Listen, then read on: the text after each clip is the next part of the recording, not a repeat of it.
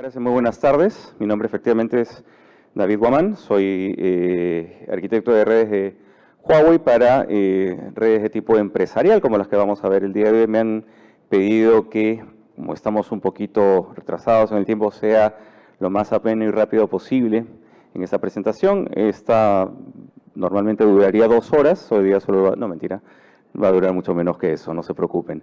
Vamos a tratar de hacer esto ágil, como tendría que hacer una red campus inteligente que esté proclive a evolucionar en la transformación digital y permita tener una mejor experiencia, que es una palabra que vamos a repetir muchísimo en esta presentación, una mejor experiencia para el usuario y para las aplicaciones que el usuario use. Empecemos hablando sobre una red campus. ¿Qué es una red campus? Cuando pensamos, por ejemplo, en un campus universitario o pensamos en un edificio como este o una institución gubernamental, pensamos en una red que va a dar conectividad a usuarios como ustedes o como yo, o a dispositivos que pueden ser cámaras, que pueden ser actuadores, sensores, motores, en fin, una serie de dispositivos y que van a llevar todo ese tráfico de conectividad hacia otra sucursal, hacia otra oficina, hacia Internet, hacia un centro de datos en donde hay información relevante de la cual vamos a sacar información. Entonces, eso es principalmente una red de tipo campus o una red campus LAN. Entonces, vamos a hablar sobre la digitalización de este tipo de redes y cuán gravitante es esto en la transformación digital de los gobiernos. Entonces, empezamos hablando un poquito de cuáles son las tendencias y los desafíos que nos vamos a encontrar al momento de construir una red de campus de tiempo gubernamental. Algo que tenemos que tener muy en cuenta es que debemos de considerar una red, cualquier red en realidad, como una piedra angular justamente en la transformación digital de un gobierno. Existe un plan desde el año 2023, con miras hacia el año 2030, que incluye todos los lineamientos, objetivos, metas, procedimientos que se deben tener en cuenta para la transformación digital del gobierno peruano, ¿no? Entonces, esto es uno de los puntos importantes, justamente es el tema de la conectividad. Entonces, ¿por qué esto es importante? ¿Por qué la red es importante? Porque va a brindar una infraestructura para el flujo de información, la transmisión de datos en tiempo real entre áreas, entre instituciones, ministerios gubernamentales. Van a soportar la plataforma sobre la cual los trabajadores de gobierno y los ciudadanos finalmente van a acceder a determinados servicios e información. Y finalmente van a permitir, a partir de todo este flujo de información que se va a dar, tomar decisiones de forma inteligente en relación a lo que sucede en cada dependencia, en cada ministerio, en cada área sobre la cual el gobierno o el Estado tengan que tener cuidado. Entonces, finalmente la red o las redes en general de conectividad son una pieza clave en el desarrollo justamente de la transformación digital y en el bienestar de la ciudadanía. Entonces, cuando pensamos concretamente en las redes tipo campus, pensamos, como dije, en cualquier lugar en el que vayamos a desenvolvernos o existe la presencia del gobierno, va a haber una red de este tipo, ¿no? Ya sea una oficina principal de un ministerio, sucursales del mismo a nivel nacional, salas de servicio al ciudadano, zonas de incubación, de innovación, desarrollo industrial, atracción de inversiones, etcétera. Y recalcamos que la importancia de un campus gubernamental está precisamente en que va a permitir o va a ser la piedra angular para que a partir de la información que se derive de ahí se tomen decisiones, ¿no? Normalmente vamos a pasar, quienes trabajamos en gobierno, más tiempo en el campus que en casa. Las salas de servicio son puentes eficaces entre público, la ciudadanía y el gobierno que brinda servicios, que brinda una atención al ciudadano. Y finalmente, la colaboración y la comunicación interna entre departamentos o instituciones se va a dar gracias a través de estas redes. Y encontramos 2 tendencias principales en este tipo de redes. La primera tiene que ver con la conectividad totalmente inalámbrica. Absolutamente todo tiene que migrar, va a migrar hacia una conectividad inalámbrica. Antes eso era como que la rara avis, la excepción, ¿no? Casi todos estábamos conectados a un cable de red y si nos desconectamos del cable de red, estamos absolutamente desconectados. Ahora la conectividad inalámbrica está omnipresente, ¿no? Tiene el don de la ubicuidad, está en todas partes. Entonces, todo absolutamente inalámbrico y todo además se lleva a la nube. Cada vez hay más y más servicios e información relevante que se llevan a la nube para que puedan ser de fácil acceso para cualquiera, en cualquier momento y en cualquier lugar. Entonces, vamos a enfocarnos en brindar servicios de alta calidad, eficientes, seguros, convergentes y compartidos en las distintas instancias de gobierno en donde nos movamos, ya sea en las sedes centrales, en donde tiene que haber eficiencia, seguridad, experiencia o calidad de experiencia, en las sucursales en donde mientras más sucursales haya, menos fallas tendrían que haber y la operación y mantenimiento de las mismas, la gestión de las mismas tendría que ser mucho más fácil y más ágil, y las salas de servicio al ciudadano en donde todos los datos deben converger y compartirse.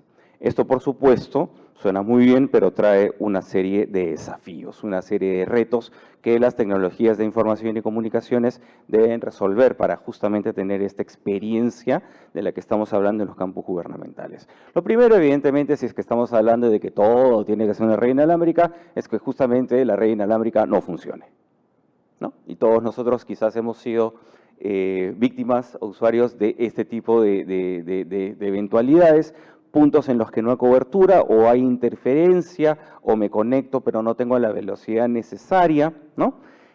Y de cara a la operación y mantenimiento, si nosotros como usuarios estamos teniendo este problema al momento de conectarnos, el que está en la operación y mantenimiento no se entera. No se entera que estamos teniendo problemas de experiencia, no tiene la menor idea de que tenemos problemas de conectividad, sino hasta que lo llaman por teléfono y le dicen, ¿sabes qué? El ministro no puede tener su conferencia porque simplemente se le cayó la red, o simplemente no hay Wi-Fi acá y necesitamos tener que, digamos, una sala como esta, todos tengan conectividad, ¿no? Entonces, tenemos poca visibilidad. Poca capacidad de mantenimiento también, encontramos el problema, tenemos que encontrar el origen del problema, es muy complicado encontrarlo porque de repente son redes diferenciadas, tenemos que estar haciendo búsquedas en físico para encontrar el origen del problema, se hace todo mucho más complicado porque las redes también son más complicadas. Y finalmente esto deriva en una muy baja eficiencia en la operación y mantenimiento, una operación y mantenimiento que se vuelve reactiva, una operación y mantenimiento que no va de la mano con lo que tendría que hacer un servicio eficiente, que priorice la conectividad de aplicaciones clave de audio y video, como pueden ser las videoconferencias, que van a ser bomberos esencialmente que están apagando incendios de manera permanente en lugar de estar pensando en cómo optimizar esta red. Entonces, tenemos cuál es la visión general y cuáles también son los desafíos que vamos a encontrar en este tipo de redes de campus. Entonces, ¿cómo tiene que ser, en función de esto, cómo tienen que ser una red de campus gubernamental orientada al futuro? ¿Qué es lo que deberíamos encontrar? Si de repente no se ve, bueno, sí se ve bien. Vamos a encontrar en cualquier urbe, ¿no? Distintos entornos, como ya habíamos dicho, de conectividad o requerimientos de conectividad, desde una oficina principal, un ministerio, lo que fuere, sucursales, salas de atención, polígonos de tipo industrial, ¿no? Entonces, lo que deberíamos buscar es, primero, habilitar espacios de oficina que sean humanizados, en donde el trabajo que van a realizar las personas que trabajan dentro del gobierno permitan, sea cálido, sea un lugar estimulante para que puedan seguir trabajando y sea eficiente.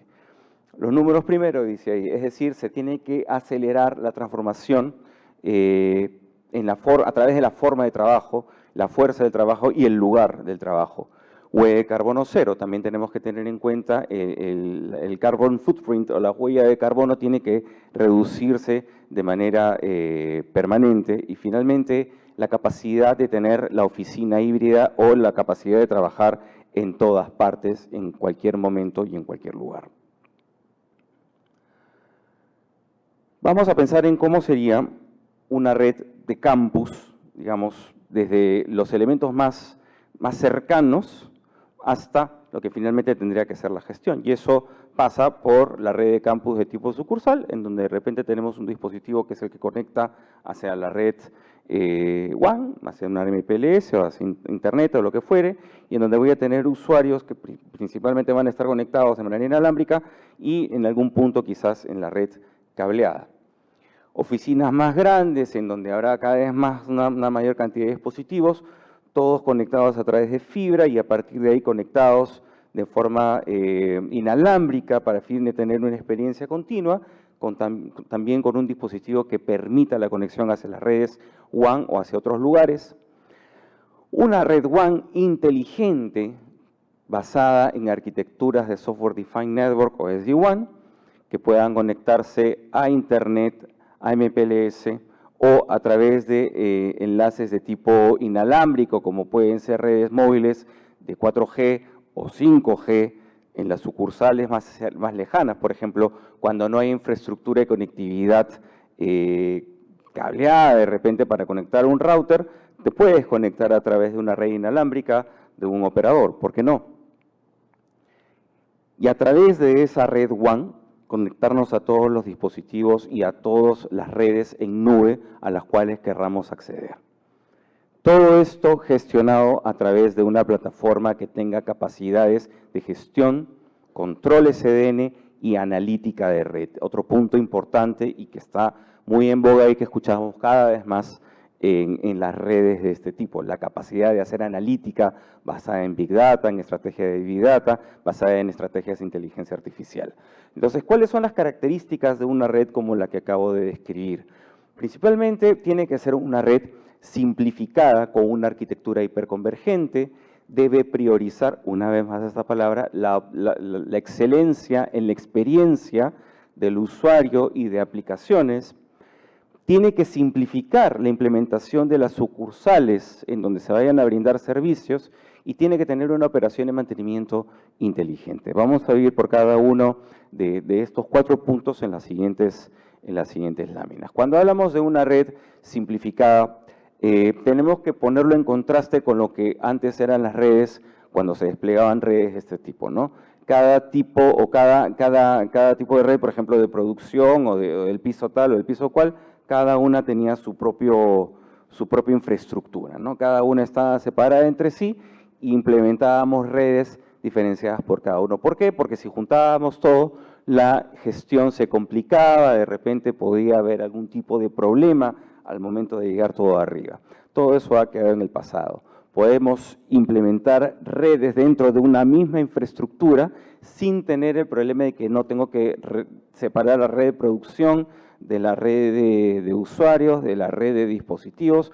Todo puede ir dentro de una sola red, ya que tenemos la capacidad de virtualizar las redes, virtualizadas a nivel de tipo LAN, de modo tal que finalmente aparezcan como silos virtuales con sus propias capacidades y sus propios recursos, con alta capacidad de escalabilidad y con capacidad de dividir su propio tráfico en carriles, como si fueran carriles de una carretera, sin necesidad de estarse tocando o interfiriendo con el tráfico del resto de las, digamos, del resto de las áreas que se tengan que conectar. Entonces, esto permite tener una red para todos los servicios en donde se pueda manejar también una red de operación y mantenimiento intuitiva, porque lo que finalmente vamos a ver en la pantalla de la gestión son redes virtualizadas. Podemos ver la capa física, pero vamos a trabajar con las redes virtualizadas y muy flexible, que puede escalar de manera muy flexible.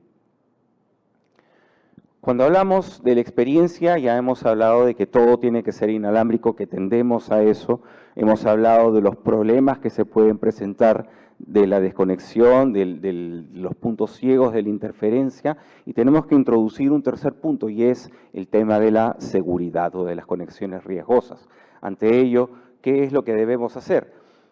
Procurar redes inalámbricas que tengan capacidades similares a las redes cableadas, en donde podamos tener en todas partes una capacidad de conectividad de por lo menos 200 megabits por segundo por cada usuario, por cada dispositivo que se conecte, en donde podamos tener una operación y mantenimiento que sea capaz de prevenir problemas y de optimizar el estado de la red. Ya vamos a ver en qué consiste la optimización de la red Y finalmente, que pueda brindar capacidad de extremo a extremo al usuario, que el usuario se conecte y pueda hacer un pago en el Banco de la Nación sin temor a que le estén hackeando la red, a que le estén robando los datos, a que tenga algún problema mañana pasado porque se conectó a esa red inalámbrica gubernamental que se le brindaba en la institución tal o cual para que pudiera hacer su trámite. Entonces, tenemos que brindar también seguridad de extremo a extremo y proteger en múltiples capas a este usuario y sobre todo sus datos, ¿no? Entonces, esto se logra en gran medida con los saltos evolutivos que tecnologías como Wi-Fi ha logrado, llegando hasta el estándar Wi-Fi 7. Vamos a hablar un poquito de la teoría de Wi-Fi 7, en contraste con el Wi-Fi 6, que ya de por sí era una tecnología, Wi-Fi 6 me refiero, que nació para dar conectividad a aplicaciones. Wi-Fi 7 nace o evoluciona de Wi-Fi 6 para dar conectividad a aplicaciones y a usuarios de alta demanda y alta exigencia. Mientras que en las capacidades, digamos, comparemos lo que tenemos acá, ¿no? Mientras que en Wi-Fi 6 podemos llegar de manera teórica a velocidades cercanas a los 10 gigabits por segundo en el aire, en Wi-Fi 7 llegamos a 4 veces más, un poco más de 4 veces más, 46 gigabits por segundo en el aire. Las frecuencias que se utilizan son mayores, no solo la de 2.4 y 5, sino en el Perú, por ejemplo, ya se ha habilitado el uso de la banda de 6 GHz como banda no licenciada, esperemos que siga así un rato más.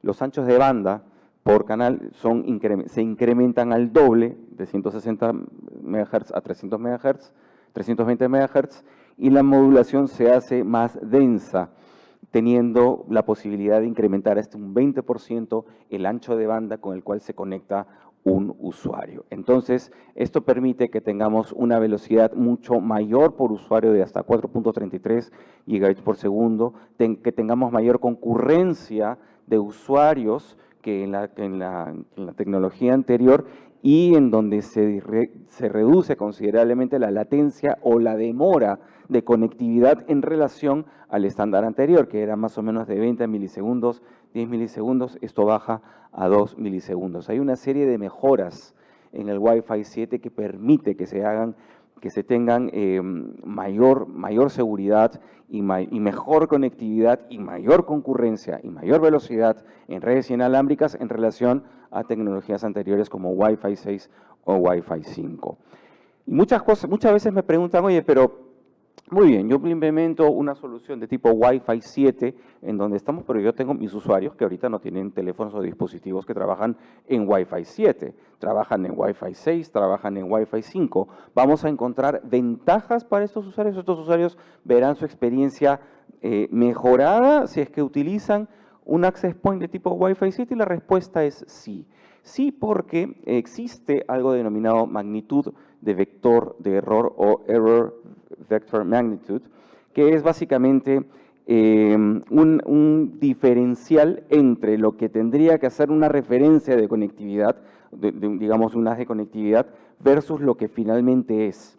Entonces, mientras más grande es esa magnitud, más diferencia va a haber entre lo que tendría que ser el ideal de lo que realmente es. Entonces, en cada salto de tecnología, entre Wi-Fi 5, Wi-Fi 6 y Wi-Fi 7, esa magnitud se ha reducido en 3 dBm, lo cual permite que haya una mayor potencia en la señal de los access point Wi-Fi 7 en general, de cualquier fabricante por estándar, y eso va a permitir que la conectividad de los usuarios sea mejor al margen de la tecnología que estén usando.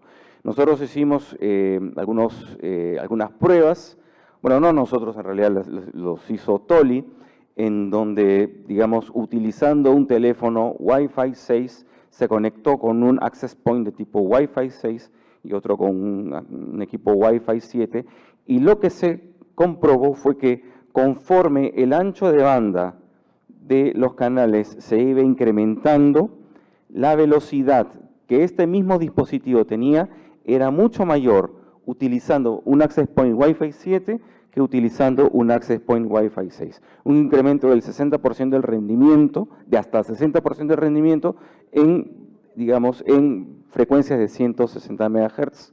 Algo similar, un incremento, aunque no mucho mayor, pero incremento al fin de cuentas, se detectó conectando un terminal Wi-Fi 5 a un access point Wi-Fi 6 y un access point Wi-Fi 7. En Wi-Fi 7 tenía una mejor performance que conectándose a un access point Wi-Fi 6. Esto quiere decir que el salto de la tecnología en el estándar Wi-Fi 7 ofrece también mejoras a aquellos usuarios que no tienen en este momento esta tecnología.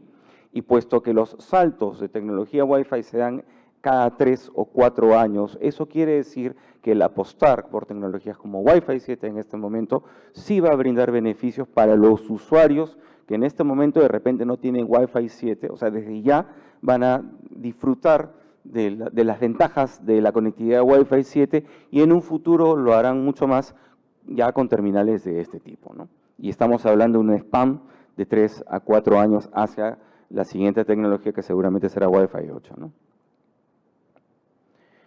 Hablábamos también de la seguridad, de uno de los 3 puntos, uno de los 3 desafíos que se ofrecían era el tema de la seguridad. Nosotros debemos ser capaces, al momento de construir una red inalámbrica, debemos de ser capaces, decía, de brindar seguridad de conectividad a los usuarios para que no haya vulneración de sus datos, para que pueda hacer transacciones de manera segura en una red pública, sin el temor de que alguien más esté metiendo, ¿no? Esto se puede lograr de múltiples formas. Nosotros, por ejemplo, manejamos ya desde la parte cableada, conectividad de encriptación desde el access point hasta el switch al cual se conecta a través de estrategias como MACsec, o diferenciación de la conectividad del usuario real a través de un lóbulo de datos versus aquellos usuarios que no son de la red y que quizás quieran meterse a hacer daño con lóbulos de ruido. Entonces, damos la conectividad asegurada al usuario que tiene que conectarse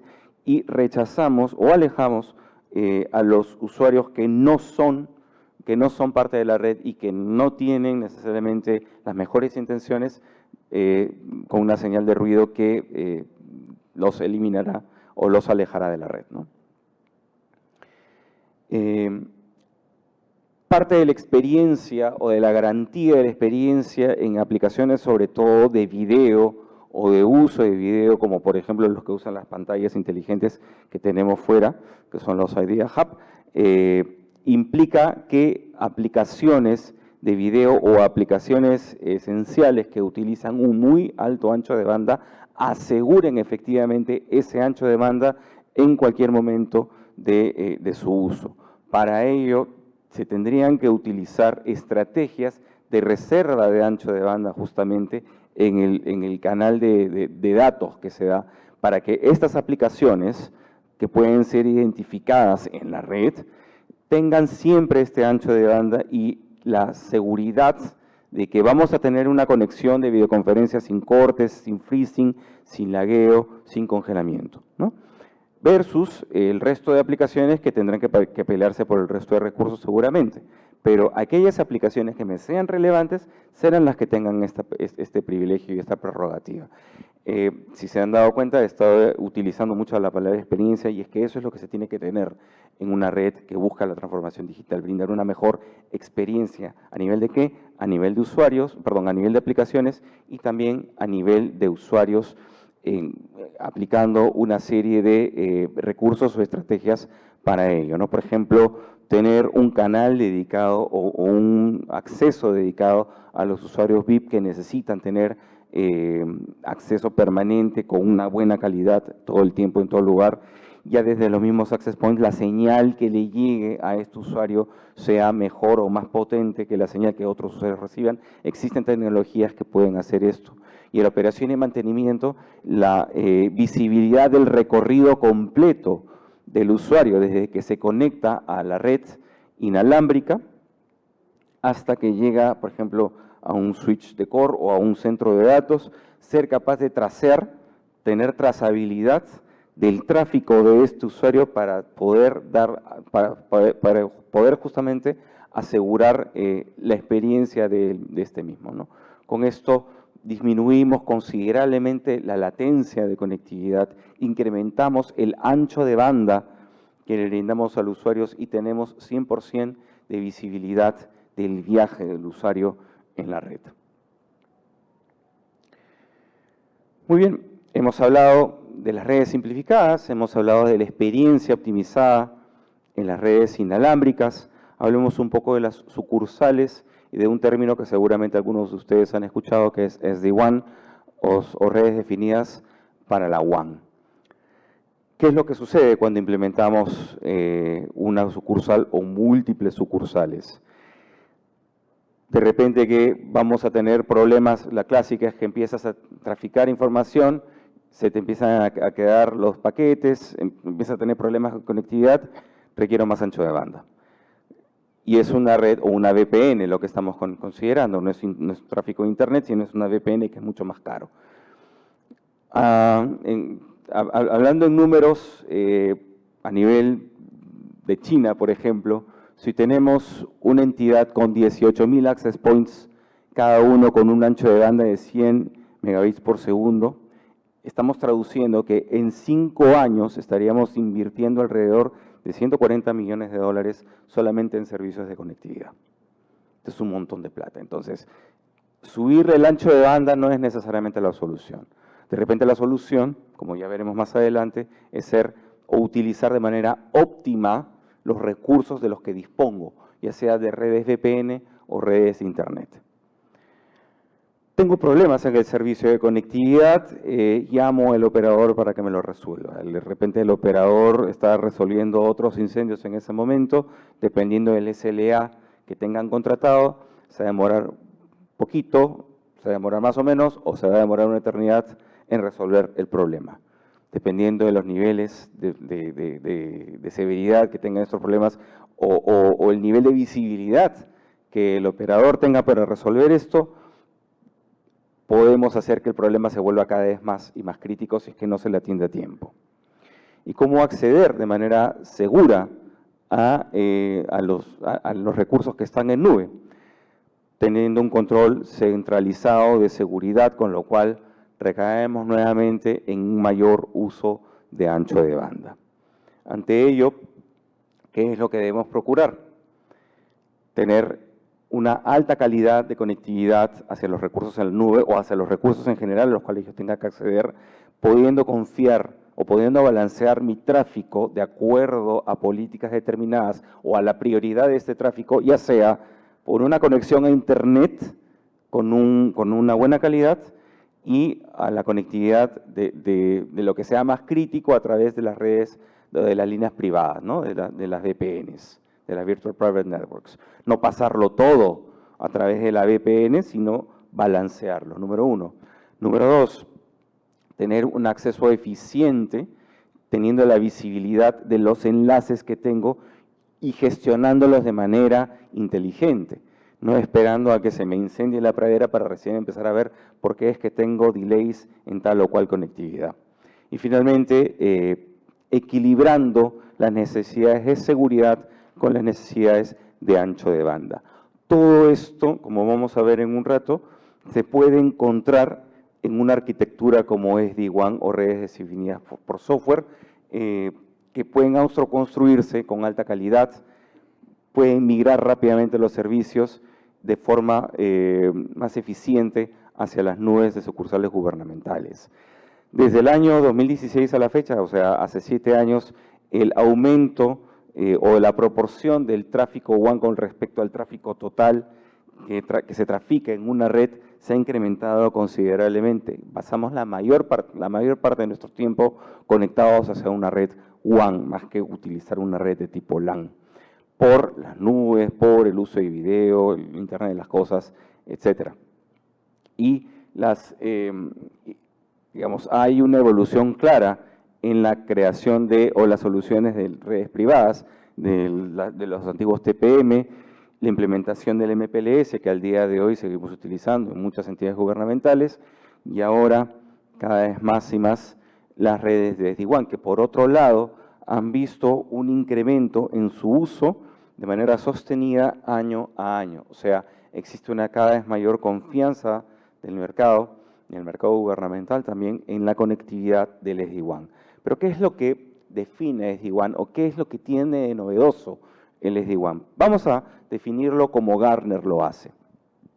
Primero, el SD-WAN consiste en la posibilidad de conectarnos a una red WAN a través de múltiples tipos de enlaces, ya sea una red MPLS, una red Internet o una red móvil. Debe tener la capacidad de hacer un ajuste dinámico de rutas o lo que se denomina el traffic steering, saber por dónde me voy a ir dependiendo de las prerrogativas que yo tenga. Si de repente Internet está menos congestionado que la VPN o el MPLS, pues me voy por Internet. Si veo que la calidad de servicio entre Internet y la red, o la red fija y la red inalámbrica móvil es notable, entonces siendo mejor que yo me vaya por la red móvil, pues me voy por la red móvil. Entonces tiene que haber un nivel de inteligencia en la red de modo que yo pueda definir por dónde va a ir mi tráfico para que yo pueda seguir trabajando. Una administración simple y aprovisionamiento de servicios como implementaciones sin intervención o Zero Touch Provisioning. Y esta administración simplificada e inteligente tiene que pasar por un controlador, es decir, por un dispositivo que orqueste, que controle desde arriba a nivel gráfico con el usuario de operación y mantenimiento para que esta red SD-WAN trabaje de manera óptima. Y finalmente, se pueden brindar VPN y otros servicios de valor agregado. Un punto clave que a veces es motivo de confusión es que el SD-WAN no es igual a tener una red WAN híbrida. De manera tradicional yo también puedo hacer una conexión en un mismo router hacia una red MPLS y hacia una red de Internet y puedo meter algunas políticas que van a funcionar más o menos bien. ¿Eso es un SD-WAN? No. Eso no es un SD-WAN, eso es parte del SD-WAN. Lo que se necesita en un SD-WAN, para que sea realmente un SD-WAN, es tener un orquestador. Algo, como dije, un dispositivo, un controlador en la parte de gestión que tenga toda la inteligencia de lo que sucede en la red y a partir de ahí me permita gestionarla con las mejores prácticas del mercado. Permita aprovisionar los servicios de manera automática y eficiente y de manera ágil y flexible, habilitar un servicio de un ancho de banda X y Z para un evento que tengo el día y deshabilitarlo el día de mañana, y brindar servicios de valor agregado bajo demanda y con rapidez. Lo interesante, como dije, o lo gravitante en una red SD-WAN justamente es la parte de gestión.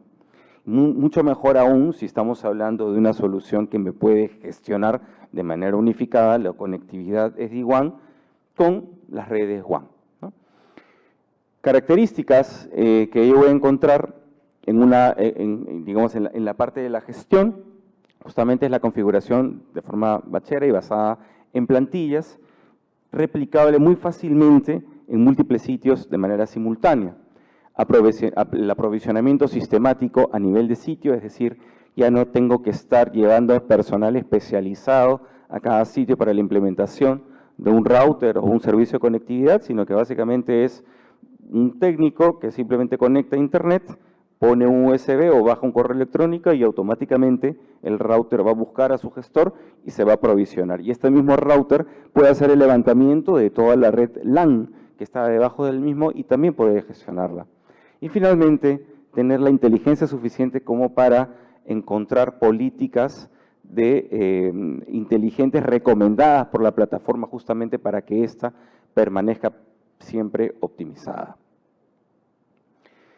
Tenemos que tener también la seguridad de que ante problemas en la red, la misma plataforma sea capaz de manejar o superar estos problemas. Si yo tengo pérdidas de paquetes en el medio que yo no controlo, debo ser capaz de reconocer estas pérdidas de paquetes y empezar a enviar paquetes redundados de modo tal que, a pesar de tener esa pérdida en el medio, yo puedo tener, por ejemplo, una experiencia de video fluida con una pérdida de paquetes importante.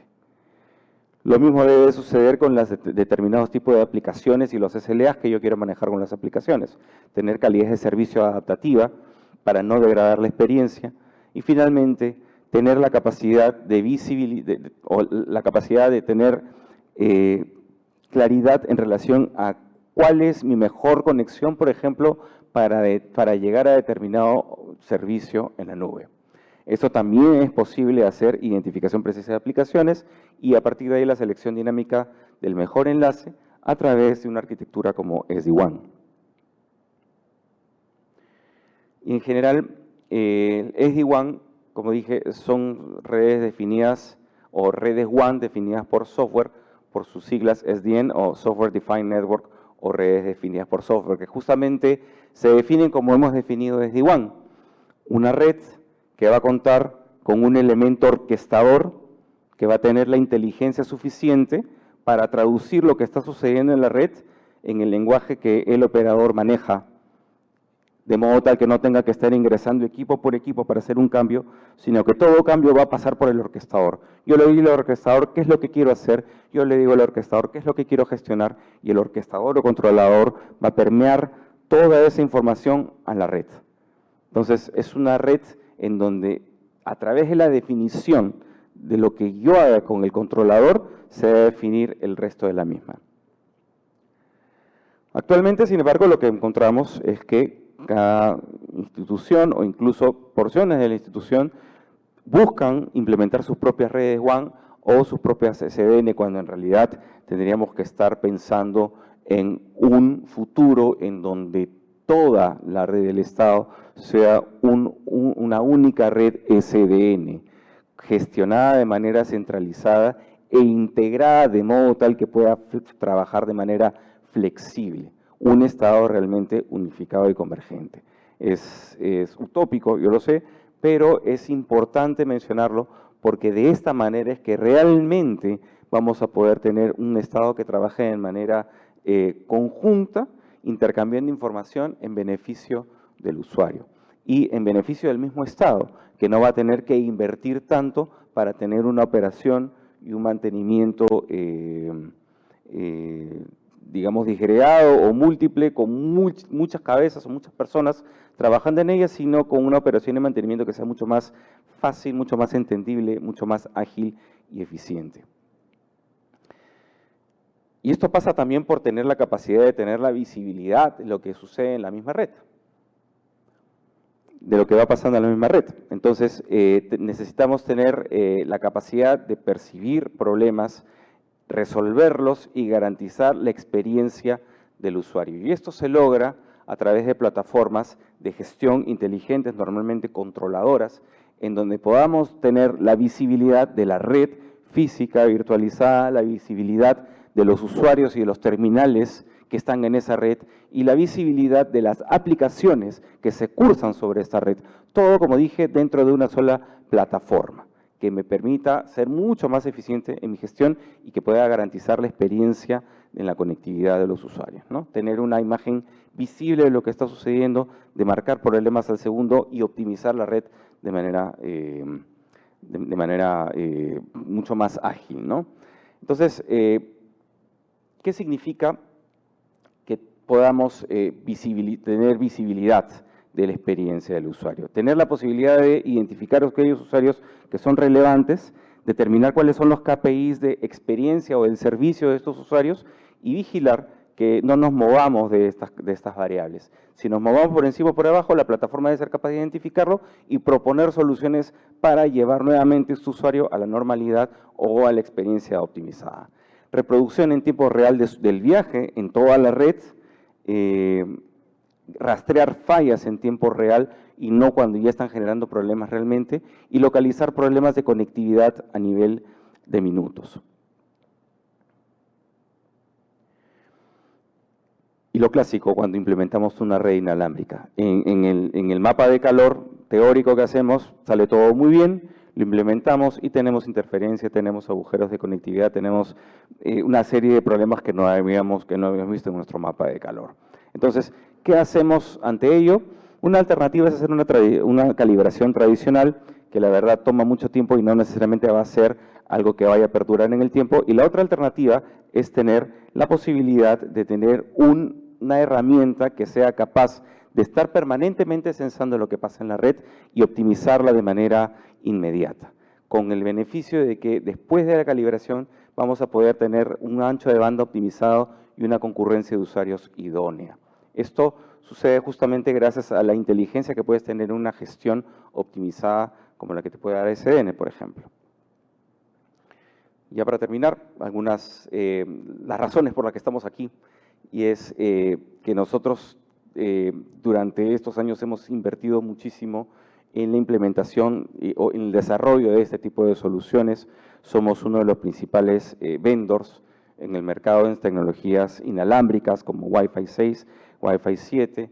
Hemos sido uno de los principales contribuyentes de las últimas 3 tecnologías inalámbricas que se han dado en el mundo. Hoy día hemos hablado del Wi-Fi 7, somos uno de los principales, el principal de hecho, contribuyente en la creación del estándar Wi-Fi 7. Algo similar sucedió con Wi-Fi 6. Gartner nos ha reconocido dentro de los cuadrantes mágicos de líderes a partir del año 2022 hasta la fecha. Anteriormente habíamos estado en otros cuadrantes, pero digamos los que siempre llaman la atención son los que están en el cuadrante de líderes. Huawei está ahí desde el año 2022. Eso es un indicio de que el mercado confía en nuestras tecnologías de conectividad cable inalámbrica justamente para redes de tipo campus. Y justamente este respaldo también se nota en ser uno de los principales fabricantes fuera de Norteamérica, donde no nos quieren mucho, de tecnologías como las que estamos viendo aquí, ¿no? Routers, wireless LAN switches y seguridad en la red. Un poquito más de Gartner, de todas las tecnologías que manejamos. Y de hecho, nuestra más clara experiencia es la implementación de las redes campus de Huawei a nivel mundial. Tenemos más de 170 oficinas a nivel mundial con más de 190.000 empleados, millones de invitados al año, salas de conferencia, miles de metros cuadrados de oficina, en fin. Entonces, esto hace que las redes de Huawei sean inmensamente complicadas de gestionar. Justamente son redes inalámbricas, como habíamos mencionado, en donde se implementan redes simplificadas y en donde se puede acceder a aplicaciones claves en cualquier momento y en cualquier lugar en función de las políticas que se espera se manejen para los usuarios VIP. Ya para terminar, parte de esto es un poquito lo que van a ver afuera en los booths. Las pantallas Idea Hub están en todas nuestras oficinas, las hemos traído aquí también. Son pantallas en donde podemos tener múltiples funciones dentro de un solo dispositivo. Existen distintas gamas, desde las más sencillas, a nivel básico, hasta las más complejas, en donde podemos hacer Bring Your Own Meeting, telepresencia, etcétera. Aspectos destacados, el Bring Your Own Meeting, la posibilidad de interactuar dispositivos móviles con la pantalla y viceversa para tener reuniones en cualquier momento y en cualquier lugar. Wi-Fi 6 que puede proyectar el mismo equipo para conectar usuarios y conferencias en alta definición en los servicios de nube de conferencia de Huawei. Ya para terminar, algunas experiencias que Huawei ha manejado en la región tiene que ver con la conectividad o la mejora de las redes en el Palacio Presidencial de Brasil, en donde pasamos de redes del orden de los cientos de megabits por segundo al orden de los gigabits por segundo, en donde se puede gestionar todo lo que pasa en esa red a través de una interfaz gráfica que permite hacer la gestión, el control y la analítica de red en tiempo real.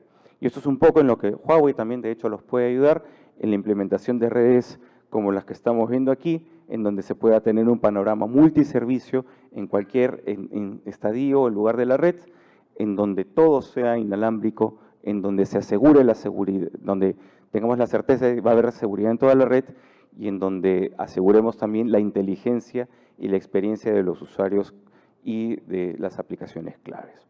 Eso es lo que el día de hoy tenía que contarles. He corrido lo más que he podido. Ahí está un QR por si quieren escanearlo con mis datos de contacto.